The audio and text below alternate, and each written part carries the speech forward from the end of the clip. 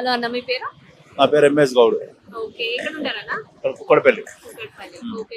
ఆ కుండల గురించి మీ ఒపీనియన్ ఏంటండి? అసలు జనరల్ గా సమ్మర్ వస్తేనే కుండలు గుర్తొస్తాయి మనకి. ఇప్పుడు సమ్మర్ సీజన్ కాబట్టి ఇప్పుడు ఒకటి రంజాన్ తీసుకుపోదామని వచ్చినాము. ప్రతి సమ్మర్ కూడా రంజాన్ అనేది మారుస్తుంటాం. మా ఇంట్లో కూడా మేము వంట పాత్రలు కూడా కూర కర్రీ కానీ అన్నం కానీ మేము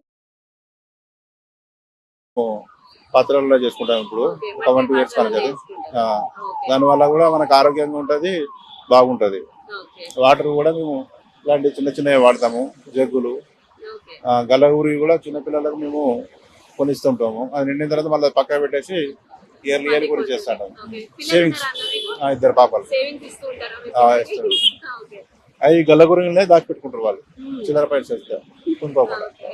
అంటే ఏం చదువుతున్నారన్న పిల్లలు? ఇప్పుడు పెద్ద ఆమె first year, inter first year. Okay. చిన్న ఆమె 7th క్లాస్. ఓకే. అంటే వాళ్ళకి అవగాహన ఉందా అన్న కుండల మీద కానీ కుండల వాటర్